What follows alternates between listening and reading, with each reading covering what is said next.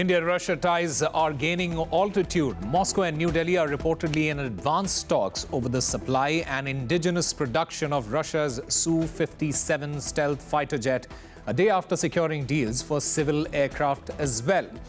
We discuss what it means for India's self-reliance and defense capabilities this hour.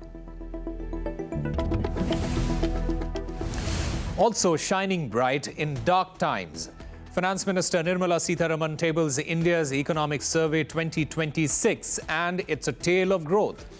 Not only has New Delhi defied pressure from the US, but Donald Trump and company, they are now trying to land cheap blows on India's free trade deal with the European Union. Tehran's finger is on the trigger. Iran says its armed forces are locked and loaded, ready to respond to any aggression from the United States. We break down Washington's growing fascination with gunboat diplomacy, where talks are merely a pretext for escalation.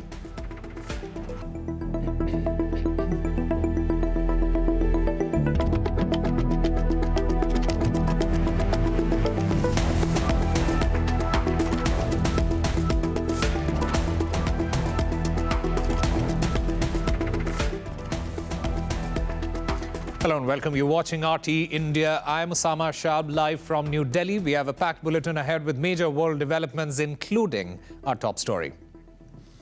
At the Wings India 2026 exhibition in Hyderabad, India and Russia, they are moving their partnership beyond defense. Russia's civilian aircraft, the Superjet 100 and the IL-300, they are on display. Our correspondent Rujuta Thete gets an inside look at these planes. Meet SJ-100, the bold evolution of Russia's Sukhoi Superjet 100.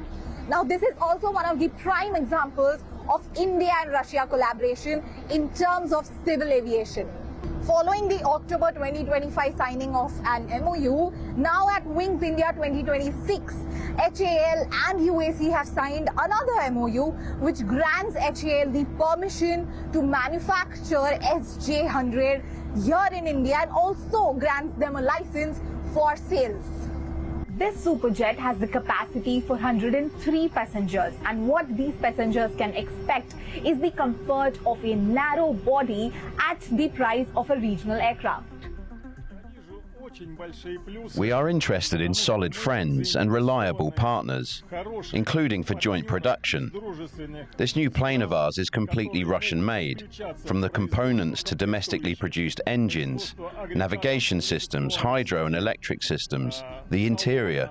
It's all produced domestically in our country by our own companies. I see huge benefits because we are interested in good partners from friendly nations who can join us to produce the components, navigation units, the interior cabin, engine, and various parts of the airframe. Originally Sukhoi Superjet 100, which later evolved into SJ-100 because Western sanctions came in. After this, all the Western components were replaced by Russia-built components, and it was September 2025 when a fully built Russian SJ-100 actually soared up into the Russian skies.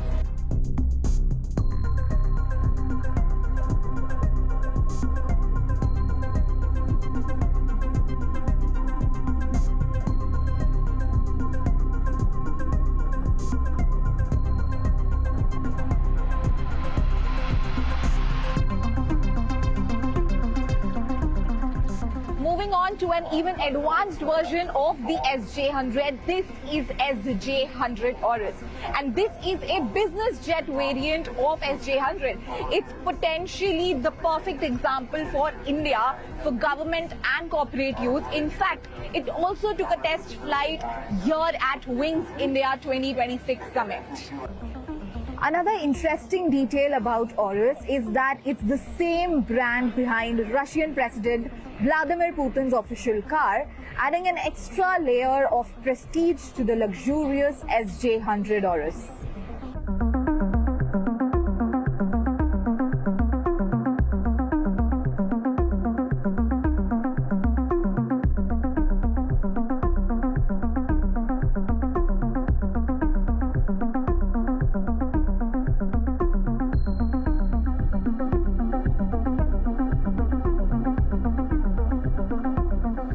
iconic IL-114-300 is also displayed here at Wings India 2026, and this is manufactured by United Aircraft Corporation and uses Russian systems entirely.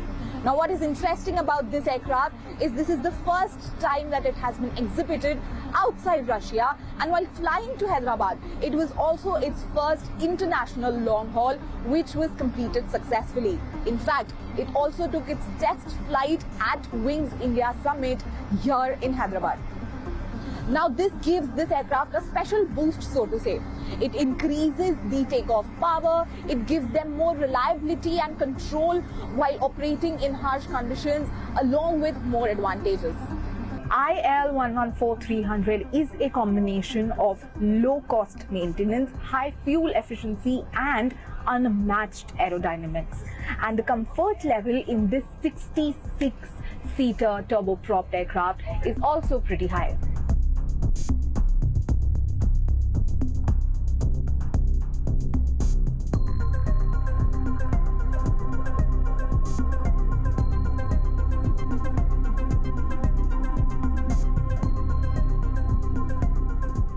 Wings India 2026 marked the debut international exhibit for IL-114-300, where it also took a demo flight and flew for around 1 hour 35 minutes approximately. And this showed capacity of this aircraft for potential Indian customers. Well, the Superjet 100 plane that you saw there, it is a part of expanding aviation ties. Indian aero giant HAL has confirmed a long-time partnership with its Russian counterpart. They are moving towards joint production and leasing platforms in order to accelerate learning and manufacturing in India within the next few years. Indians and Russians have been collaborating for a long time. We've been building aircraft for over 6 decades. So, as you're seeing, this IL-114 or the SJ-100, which we are working on, they are modern, world-class aircraft. So, we will take this cooperation forward and we'll be building these aircraft in the country. India is one of our priority markets, and we are glad to participate at the Indian Air Show, Indian Wings, here, and very welcome to our partners from HAL who invite us to participate in the show. So we expect a very fruitful cooperation with our Indian partners in the aviation industry market, with the production and production development and delivering of the new advanced regional airplanes. Well, we are really proud to present our engines here in India. We actually have a long-term history of relationship between United Engine Corporation and our Indian partners. It's used to specify it on the military target, and now we're phasing into the new step of our partnership, and that's why we brought our commercial engines here in India. And switching to the military side of things, both the countries are also in talks over the Russian stealth fighter jet, the Su-57. Talks are currently deep into the technical terms and contractual phase. That's according to the CEO of Russia's United Aircraft Corp. Today, we are in the deep technical stage of negotiations on this contract. Such contracts, given our experience, determine the trajectory of our cooperation for several decades to come. Both sides are discussing the production of the Su-57 aircraft in India at the facilities currently used to produce the Su-30 aircraft. And we earlier spoke to a former Indian Air Force officer as well as a retired fighter pilot about why India needs fifth-generation stealth jets and how they have the potential to challenge the US F-35. Take a look. India needs a fifth-generation aircraft. Of course, we are trying to make our own AMCA, but that's a little far away. We need a fifth-generation aircraft very, very quickly, and Su-57 is the best option that we have. Yeah. And our industry, the HAL and the Russians, have worked for a very long time, since the Soviet Union days, to make aircraft in India. The Su-30 MKI line is more or less going to become free in 1 or 2 years from now, and therefore, the possibility of making Su-57 in India is very, very bright. Whether we'll finally make or just buy, that's an issue that's being still discussed in the security establishment of the country. But either way, Su-57 is of interest to us. The stealth gives you advantage of being able to penetrate deeper into the enemy airspace without being seen. The radar cross section becomes considerably lower, and therefore you can go closer and deliver weapons, as has happened world over, whether it's in the conflict in Ukraine or in West Asia. So there is an importance for us to get a fifth generation aircraft. There are so many features in Russian aircraft which the world outside, are very impressed with. Their ejection seat, their the cockpit, some of their cockpit displays, their brute power, the large cockpits. There are many, many things which I can count where, the Russian aircraft, see the kind of maneuvering that a Su-30 can do. There's none in the world. This kind of thrust vectoring is available with nobody else. In fact, the Americans have been wanting to learn thrust vectoring from the Russians. And now you see how the Su-57 flies, defies all aerodynamics.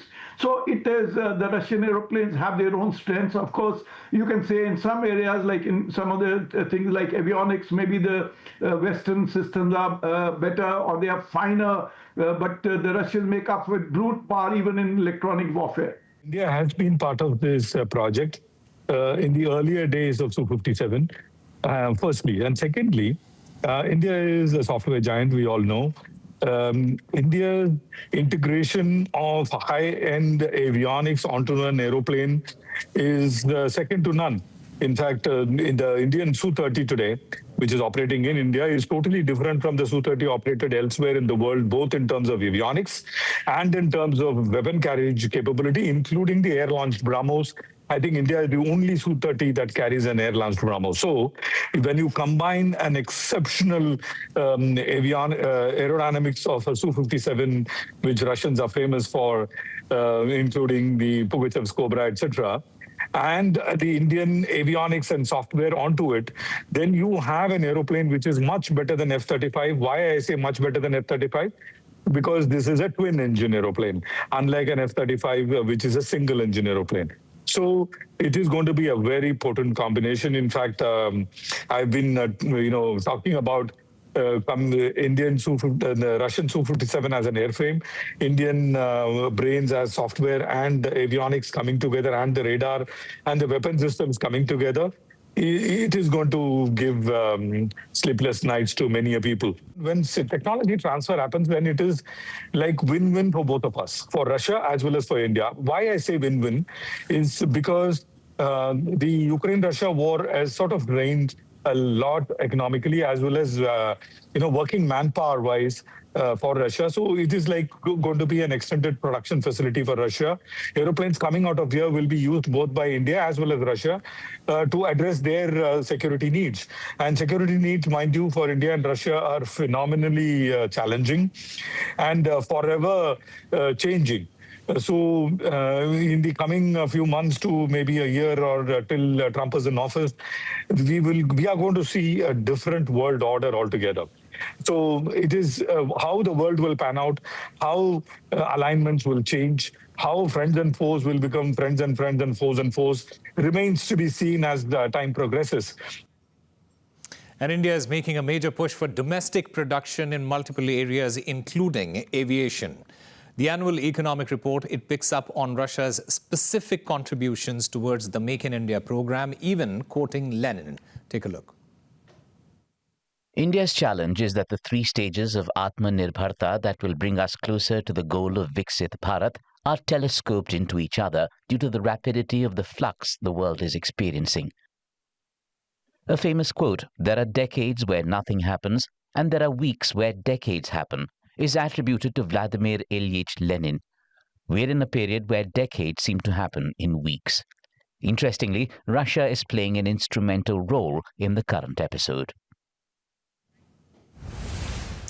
And a story that defies pressure, economic war, and signals an upward trajectory. India's Economic Survey 2026 has been tabled, with the big takeaway being that America's 50% tariffs, they have failed to land a punch. In fact, growth exceeded expectations. A reminder, New Delhi can't be held hostage by a single global heavyweight. In August, when the American president announced an additional penal tariff of 25% on most of India's merchandise exports to the United States, on top of the reciprocal tariff of 25% announced in April, it surprised many since India was expected to be one of the early winners in the new tariff regime of the United States. Growth forecasts were revised downward.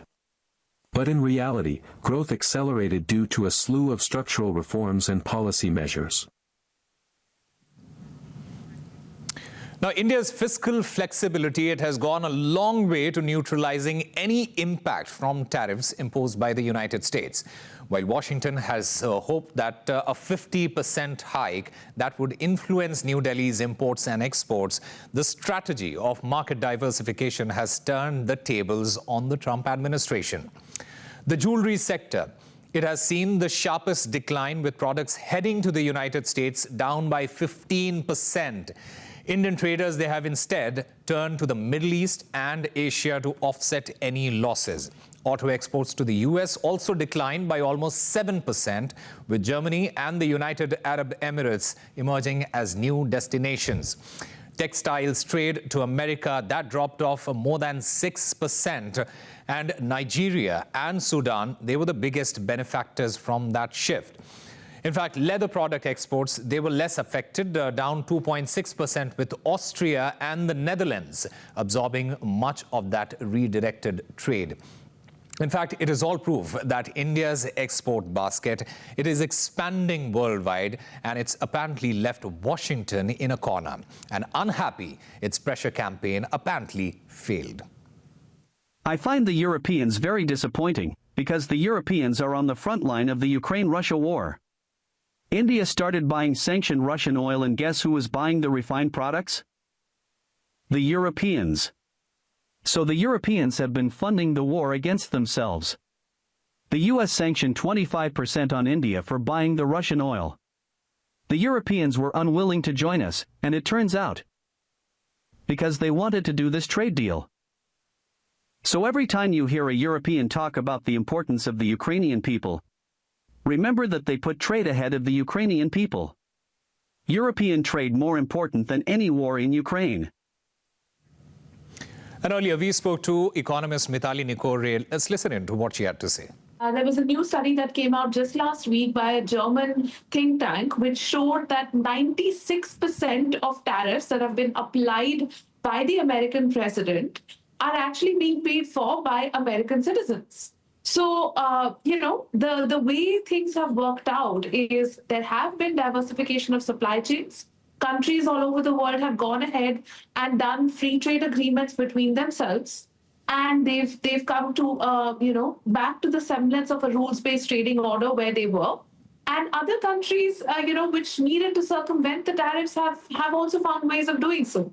So very honestly, the slap back is the economic impact is quite evident, but it doesn't mean the end of tariffs, because again, the person who has applied them may not understand them. The policies adopted by the government of India in terms of showing restraint to the statements of the US government and particularly the president, and at the same time continuing to do business with the countries with whom it makes sense for India to do business, has been a very balanced policy. I mean, if we think about it, doing business with the European Union, having this trade deal with the European Union unlocks such a large potential for several labor-intensive sectors and MSMEs, because it gives them a completely new market and also gives them a level playing field with least developed countries. So, I mean, of course, the Commerce Minister actually spoke about this during his recent press conference, where he said, the goods that are coming from countries in the neighborhood in South Asia, like Bangladesh, for instance, they get zero duty access to the European market. But now with this deal, even Indian goods will be able to get zero duty access to the textile market. So we're essentially competing on an even footing. And similarly with Russia, I mean, the ties are just so old, and the business ties and the commercial ties are so old that it makes absolutely no sense for India to actually disturb those ties. And the growing geopolitical tensions have been driving up the value of precious metals. Gold has soared 27% this year and is now edging closer to the $5,600 mark per ounce. The central banks, they are also switching from bucks to bars of gold, offsetting any uncertainty with the US dollar. Now, the spike in gold prices isn't all about the greenback, though. Retail demand is a key factor in creating a robust gold price, especially in markets like India and China. The rising inflation and economic uncertainty is a catalyst as well, forcing investors to flock to a more secure, long-term placeholder for their cash. In fact, geopolitics, of course, has an impact. Where panic sets in, people, they move to secure their finances. And yes, a drop in the dollar's value, policy changes and tariffs all make gold even more attractive. In fact, the precious metal, it has climbed steadily through January, rising from about $4,300 at an ounce at the start of the year to nearly $5,600 today. In fact, the central banks, they're among those snapping it up in recent months. From Poland to China, India to Turkey, the nations, they are finding way to diversify and also avoid leverage or challenges inflicted by a weaponized or weakened dollar. With the United States positioning its most powerful warship on Iran's doorstep and threatening the country's leadership to bow or face bombs, Tehran has said it will not hesitate to retaliate. Our brave armed forces are prepared, with their fingers on the trigger, to immediately and powerfully respond to any aggression against our beloved land, air and sea. The valuable lessons learned from the 12-day war have enabled us to respond even more strongly, rapidly and profoundly. A strike group by Washington's largest aircraft carrier, the USS Abraham Lincoln, set sail towards Iran. Tehran responded by threatening strikes of its own against American bases in the Middle East if the US were to resort to military action. And as the situation escalated, both Saudi Arabia as well as the United Arab Emirates ruled out Washington using their airspace and territories for a potential assault on Iran. America's top diplomat has flipped the provocations, claiming the US presence is needed to protect its own assets in that region from Iranian missiles. We have 30 to 40,000 American troops stationed across 8 or 9 facilities in that region. All are within the reach, theoretically, not theoretically, in reality, all are within the reach of an array of thousands of Iranian one-way UAVs and Iranian short-term ballistic missiles, so short-range ballistic missiles that threaten our troop presence. We have to have enough force and power in the region, just on a baseline, to defend against that possibility. That at some point, as a result of something, the Iranian regime decides to strike at our troop presence in the region. History doesn't rhyme here, it repeats. U.S. President Donald Trump has announced what he claims is a naval force to be reckoned with, that's setting its sights on Iran. And by the way, there's another beautiful armada floating beautifully toward Iran right now. So we'll see. Massive, fast, and in his words, ready to strike, coinciding once again with threats that Iran should take the diplomatic way out of the conflict. I hope they make a deal. I hope they make a deal. They should have made a deal the first time they'd have a country. Iran does want to talk, and we'll talk. Iran wants to negotiate, yes. Negotiate, but only while being held at gunpoint. And this chorus is not solo. But for Iran and much of the world, these words trigger déjà vu. This script has been played out before, recently, and repeatedly. We're all back to 2025. Donald Trump publicly declared progress with Iran, hinting that a breakthrough was close. Look, I want to have an agreement with Iran. We're fairly close to an agreement. We are fairly close to a pretty good agreement. 10 days later, American bombs hit Iranian nuclear facilities. And 2 days before the attack, Trump openly refused to press Israel to pause its airstrikes, even as U.S.-Iran talks were still supposedly ongoing. The Iranian foreign minister this afternoon has said if she was sincere about negotiation, that you would call up Israel and request that they stop their airstrike. Will you make that request? Well, I think it's very hard to make that request right now. If somebody's winning, it's a little bit harder to do than if somebody's losing. But we're ready, willing, and able, and we've been speaking to Iran, and we'll see what happens. Then, in June 2025, the United States bombed 3 nuclear sites under the pretext of an alleged weapons program that Iran has always denied. U.S. diplomacy, as it seemed, had a very short shelf life. Those strikes were part of the so-called 12-day war, coming after Israel launched large-scale attacks on Iranian military and nuclear targets.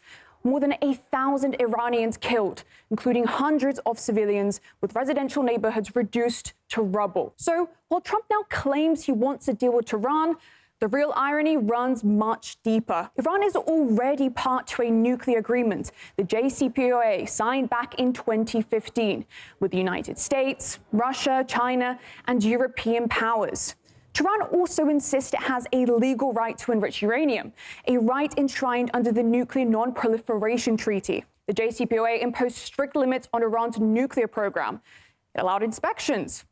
And it worked until Washington walked away. In 2018, Trump unilaterally withdrew, imposing unilateral sanctions.